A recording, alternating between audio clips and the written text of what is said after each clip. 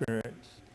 So I've had fun doing it, and I've liked flying this airplane.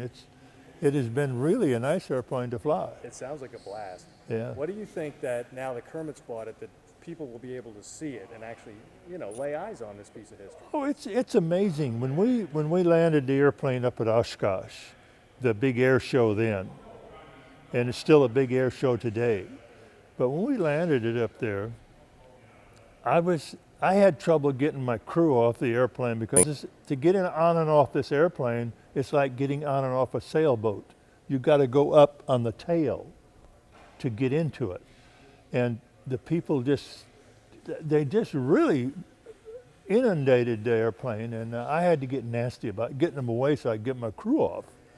But it was amazing the number of people who knew about the airplane but didn't realize it was still in existence. So I think when Kermit gets it up flying again, I think you'll have all kinds of people looking at it. That's what she's meant for, isn't she? Oh yeah, that's right. That's what it's built for. And it's got an interior that's built for actresses and stuff like that, so he could probably have fun with it. End of sentence, no more comment. Yeah, Jess, right, thank you so right. much.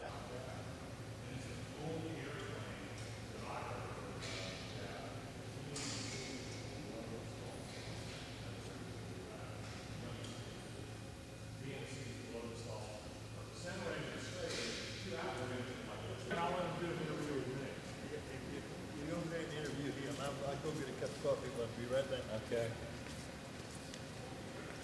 So if you want, Now, okay, we're talking to Kermit Weeks here. Kermit, spell your name out the way you want it. Yeah, KERMITWEEKS, creator, founder of Fantasy of Flight, Central Florida. We're about 20 minutes west of Walt Disney World, so come and see us. And we've got a Fox station here. They might want this. 13. I work with them every once in a while. OFL, that's right. Hold on a second, I'm not getting audio and it's worrying me here. 5, 4, 3, 2, 1, 2, 3, 4, 5. The readings. Speak for me again. 1, 2, 3, 4, 5, Okay. 4. We're talking to Kermit now. Kermit, I got to ask you, the big draw on this plane is just the history behind it. Tell me, if you will, a little bit about what attracted you to this aircraft because of its history. Well, first of all, I have a fascination with a lot of different periods of aviation, from early flight up to the early jets in Korea. I've always been fascinated with seaplanes. At my place, Fantasy of Flight in Central Florida, I've got the opportunity. I've got a seaplane ramp and a dock currently, and the intent is one day we're going to build a period Pan Am theme type clipper base. So a lot of these airplanes are going to be housed in their period environment. Just during this year, I've already had the opportunity to take possession of a Sikorsky S-39, which is a little single-engine, very small version of this type of airplane.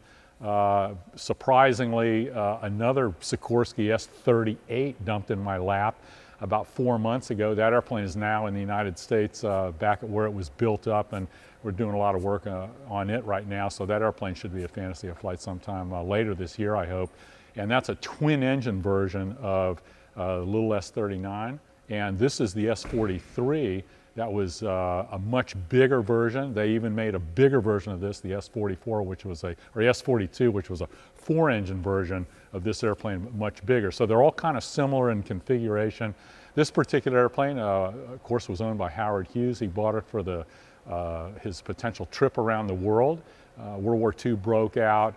It didn't have the range that he could get around some of the hot spots that were in Europe. And so he elected to do the trip in a Lockheed 14, which he did successfully and broke a world record. And this airplane, he got a chance to fly a lot of his starlet girlfriends around in. Was used as a test bed for the Hughes Hercules HK-1, which people mainly know as the Spruce Goose. And he was doing some testing, had an accident. The airplane, the wing broke, and one person unfortunately was killed. The airplane was damaged significantly, sank to the bottom of Lake Mead. He hired some Navy divers to bring it up, and within a year he had it flying again. So what an unbelievable piece of history. This is the only one of these in the world that'll ever fly. To my knowledge, there's maybe only 2 other ones in the world.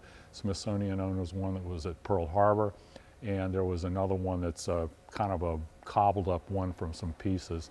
So we're very excited to have this at Fantasy of Flight, and we came here with the intent to potentially look at what it was going to take to fly the airplane home.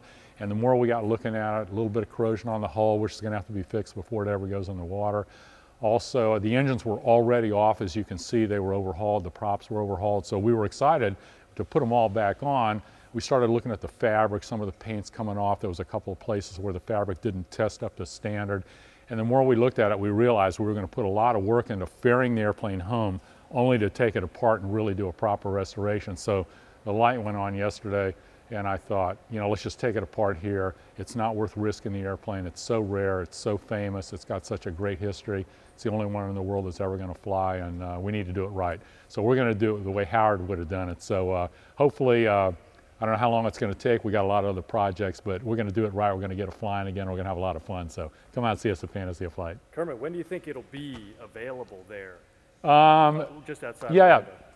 Well, one of the things that we do at Fantasy of Flight that we just started this past year is we have a storage tour of some of the airplanes that are kind of in waiting, projects and stuff. We opened a couple of 20,000 square foot warehouse buildings, and I'm already out of room. I can already see that I'm going to have to build another building, and this airplane will be certainly on display when it finally gets to Fantasy of Flight and I build another building. So just as a kind of a little subtle funny thing, the Smithsonian up in National Air and Space Museum outside of Washington has what they call their Silver Hill facility.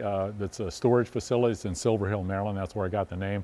So we've dubbed ours the Golden Hill Storage Facility. So come on, check us out. So it's going to be, you know, it's going to take a little while, but check you out and see, like, stay attuned, and you'll be able to see this because it's been hidden away from people for so long. Absolutely. The airplane, of course, when Howard had it, was locked in a hangar under security and a guard. It was finally the owner that ended up with the airplane, whose father had a connection with Howard Hughes. Eventually came out, got it flying again, and it actually flew some air shows. I saw it at Oshkosh in about 2002, I think is when it was. And so it got out a little bit, but it's been sitting here because the person that owned it, his son, passed away. Eventually the widow, she eventually passed away. The heirs of the estate, you know, wished to get rid of the airplane, you know, for the estate purposes. And there was a little bit of things going on here over the last couple of years, and it was just very fortunate for me that it worked out that, you know, I could end up with the airplane. So we're going to get it flying. It's going to be on display at Fantasy of Flight, I hope, by the end of the year in our storage facility. So we actually have a aviation attraction, and like I said, it's called Fantasy of Flight. We're about 20 minutes of Walt Disney World in Central Florida, and it's a themed building. We have an Art Deco restaurant. We do tours of numerous parts of the place. We've got some flight simulators. We do a flight of the day. We fly a vintage airplane every day at 1:30, the only facility on the planet that does so. And it's just, of course, now we do the storage facility tour and the projects, and it's really neat. We're actually more than a museum. We call ourselves an aviation attraction. So until you come see us, you won't understand what we are. So we hope you come and see us. Kermit, I also want to ask you, because I've given to understand that Howard himself kind of helped you make this happen. You've wanted this plane for a while, and tell me about how Howard put his hand into things a little bit. Well, this is kind of an interesting story that might push the boundaries of some people's belief systems, but as long as I've been fascinated with the physical aspect of flight and airplanes, been fascinated with the worlds around us that we don't see, I've had an opportunity to kind of explore out, let's just say, beyond this five-sense reality. And anyway, there was a while back when I was, let's just say, exploring, and believe me, this involves no drugs. I've never done any drugs in my life.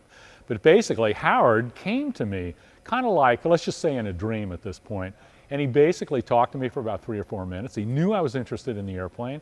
I hopefully felt that he felt that, you know, I'd be a great person to end up with it. And lo and behold, he said he was going to help me get the airplane. Well, this was about 6 years ago, and at the time, I had no clue this airplane was so far beyond my financial reach that I just didn't see how it was going to happen. So here I am standing here in front of Howard Hughes' S-43, so all I can say is thank you, Howard. And he's buried here. You can thank him in person if you want to. Good, good, good. He is.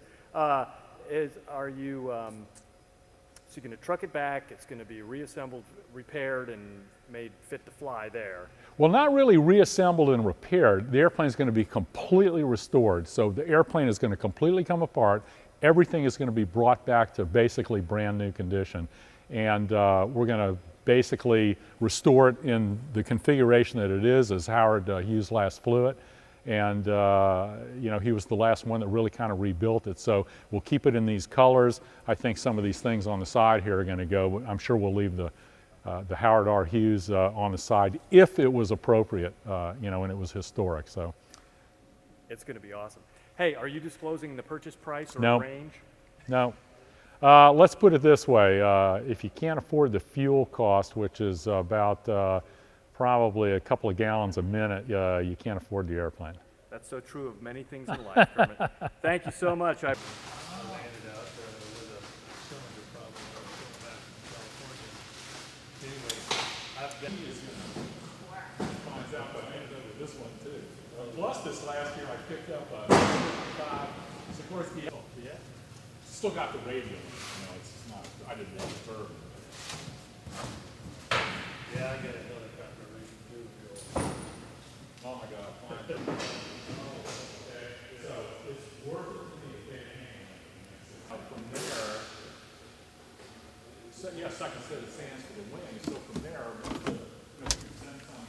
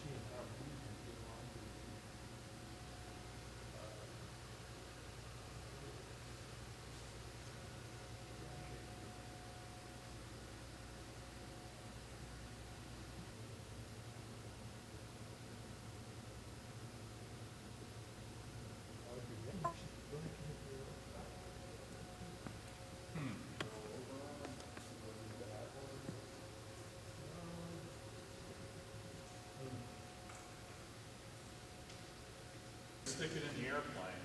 But anyway, so there's the deal, and it's registered to me. We'll keep it going, so, Yeah. yeah. Well, that's good. That's neat. 'Cause Yeah. that plastic thing I had put in the case, that's what that was in. That is the registration for the airplane with the N number and my name on it, so pretty cool, huh? Uh-huh. Neat. Thank you, Howard. But Awesome, yeah. Yeah, since it's gonna come home, I'm just gonna put it in the file. Oh, yeah. You wanna do one? No, they actually called us up the flights a little bit late, so. Well, actually, let's shoot it now, just say we got it.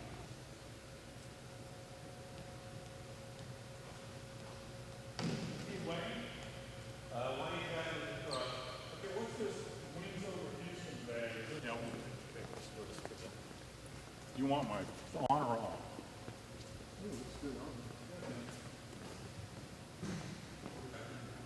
Yeah, okay, so let me just focus.